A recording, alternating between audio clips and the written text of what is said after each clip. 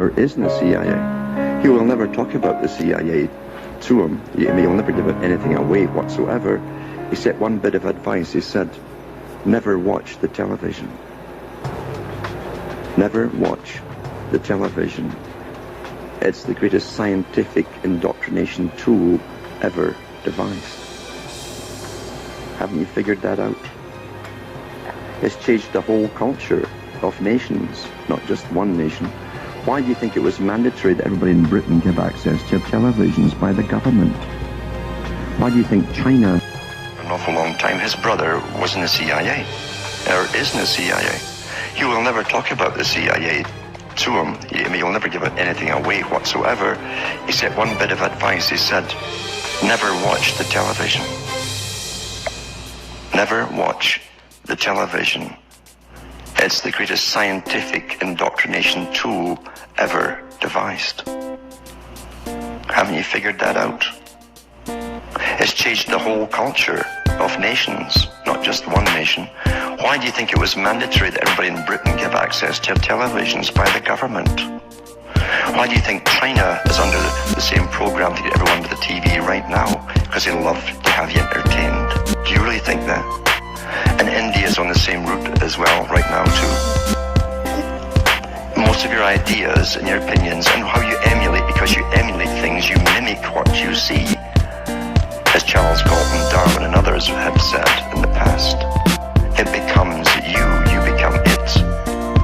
And that's what's happened. It's been very, very, very successful. Never watch the television.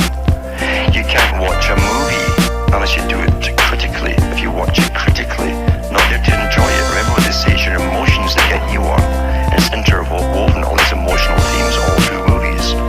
You're played like a harp. And they embed ideas into you, along with the movies and predictive programming too. So you'll accept that which is still to come. And you'll behave the same way as the characters in the movie when it comes. Oh well, what can you do? I'll just watch much music or television. Yeah. You're given a mind of your own, and you got to use it for yourself.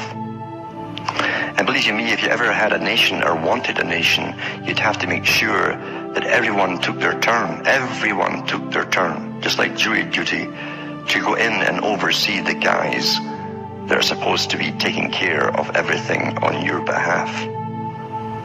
It's a tight club right now. It's been like that forever, because they never intended to give you anything called democracy, or, in fact, a republic.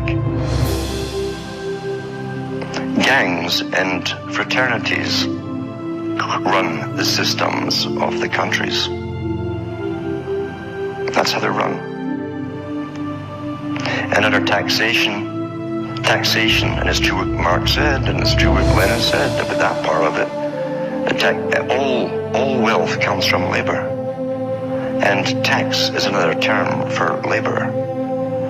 When they take your labor from you and give you nothing back for it, that's called stealing and slavery. Slavery, folks. But no teacher told you that, did they? Look at the dictionaries, you can find an old enough one, because they keep changing them too.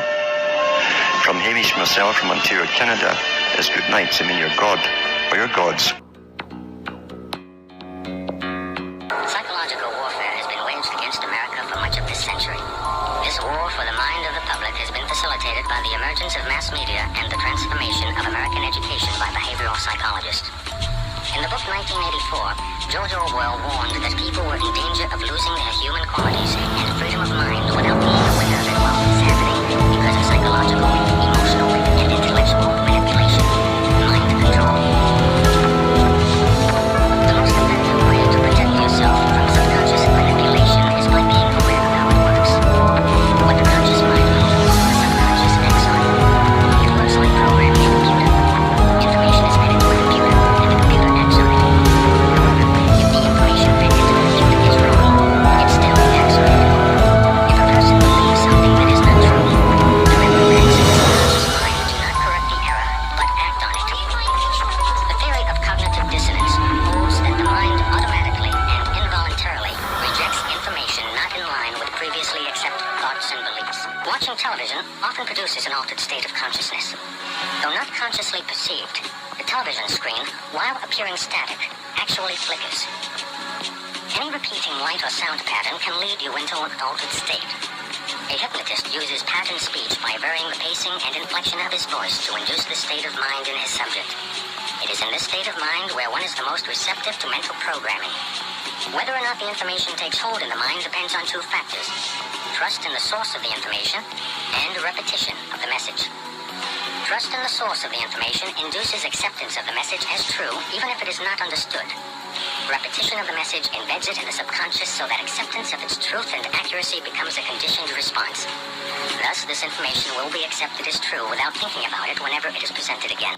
The flicker rate on the television is very, very important. It was timed to be so many cycles per second, and it actually just meets with the brain patterns from alpha state. When our brain sees it through our eyes, we start to adopt that flicker rate in our mind, and we go into deep alpha state. Watch children and watch their mouths. They drop open. They won't hear their parents talking. They're hypnotized, in fact. Why would they give that particular flicker rate when they could have chosen of a whole variety of flicker rates? It wasn't an essential thing to have. So it was done for a purpose. It was meant to be hypnotic. It was meant to be used as a tool of propaganda and indoctrination, even through the guise of entertainment and so on. It also was to create a new society. Why would they give that particular flicker rate when they could have chosen of a whole variety of flicker rates? It wasn't an essential thing to have. So it was done for a purpose. It was meant to be hypnotic. It was meant to be used as a tool of propaganda and indoctrination, even through the guise of entertainment and so on. It also was to create a new society because they were the avant-garde, as I say, leading the sexual revolution through drama, through little documentaries, fiction, non-fiction, all combined. Once again, back to Plato. The audience see what they see. You understand that it's even worked out towards different age groups. There's something on for everybody's age group. Each age group is actually being updated as well, even the elderly ones, into new ways of thinking or seeing things. But the target mainly was for youngsters. If you take one of the world's experts on propaganda, who is Jacques Ellul, who wrote extensively on how the mind works, and how all entertainment, he said, that has to do with government programs such as police, detective stories, detective series, which contain little human dramas as the hook that you identify with, to make you watch the whole story. The child gets kidnapped, detective goes on a hunt, he goes through hell and water fire to get that child back. You identify with the hero if you're male, you identify with the heroine if you're female. And that's the hook to get you to watch them. But what he said was, all dramas to do with police, or even the military and movies, are pure propaganda. Pure propaganda. The human story is just the bait to make you watch through it, to get you to identify with it. Because once again, there's always a message left somewhere in the movie. It might even be a message that's against your own morality. It could be where the cop, for instance, does sleep with this beautiful woman while his wife is at home. It's all part of the story, and even tell you why he did this, he was feeling down that day, blah, blah, blah. And so you've just, again, altered your viewpoints on how you yourself might behave in that situation. And sometimes that kind of thing can be justified. That's how you're downloaded through entertainment. It's there to alter and direct and always upgrade into another step of the direction that the entire culture for someone else's purpose. Let's talk about the effects of the alpha state first of all. Recent articles I've even read on the air from various science studies show you that even when you switch off television, you remain in that alpha state for maybe 45 minutes to an hour, sometimes longer, depending how long you've been watching it. With high definition, again, why would a president of a country mandate that all TVs have to go high definition? Is it because he really cares so much about your happiness? He wants better quality for you? Or is there another reason for it? Well, I'm sure the effects of the old flicker rates and what it did will also be incorporated in high definition, but with even more added benefits for bringing you into a complete hypnotic state. How do you wake someone up who's addicted to television? You can't. Very, very simple. You can't get your daily brainwashing, where literally it's bypassing any consciousness in the person. You can't take that every day and still try to wake up and learn at the same time. I've known people who've gone through complete withdrawal from television and gone into depressions because their entire routine is broken. They also have time on their hands, which is a big aspect of control, remember too. If you can take time away from a person who can think for themselves, who might say, I'll go and read a book, I'll go and study something, or if you can take that time away from them and have them mesmerized in front of a television set, then you'll keep them dumb, stupid, compliant, and going along with the system. I always advise to people, if you know someone who's watching TV, it's quite simple to find out where they are mentally, psychologically, in the understanding of things. You can ask them a few simple questions. If they give you standard television answers, forget it. Simple as that, forget it. If you see some spark of their own opinion coming in, there's maybe a chance you can do something with them. But you cannot get off. You see, television, it can be classified as a drug. Any addiction is still an addiction. Television is an addiction. People watch 4 or 5 hours per day. Arthur Koestler, who probably never thought he would be quoted by Terence McKenna, a very conservative character. You'll recall he was a Marxist who turned on Marxism and led a very interesting intellectual life. He wrote a book 30 years ago called The Ghost in the Machine. And he made a case similar to mine, but a little simpler.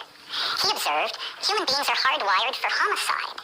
This is what we do best because this was something we had to do, apparently, at some point in our past, at least in Kessler's view. He didn't believe in a mushroom paradise. But he reached the same conclusion that I have, which is we need a pharmacological intervention on antisocial behavior, or we are not going to get hold of our dilemma.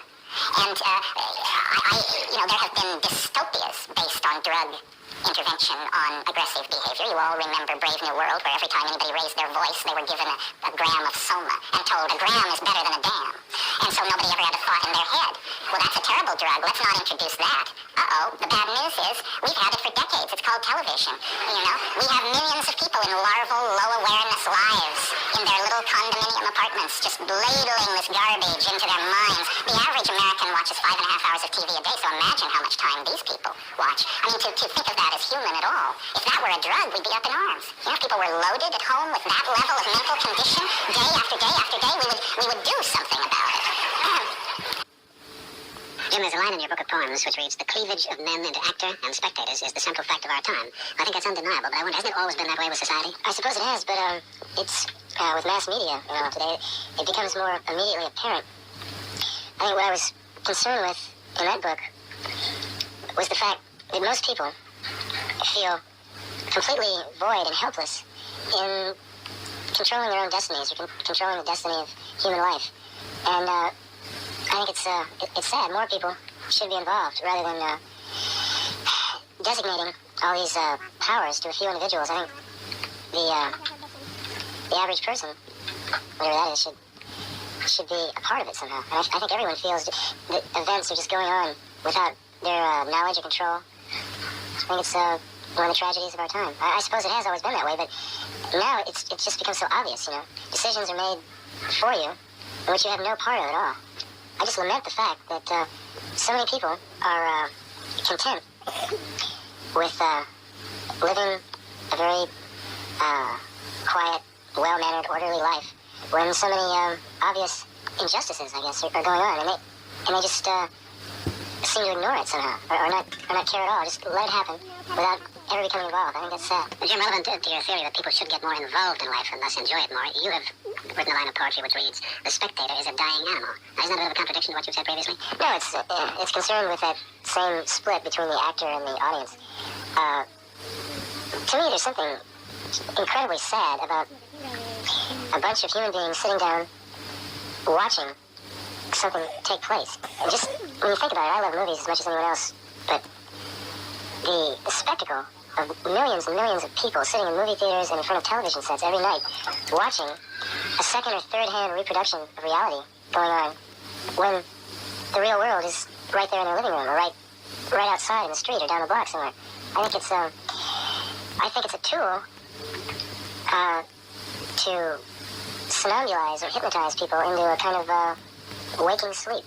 But I think the major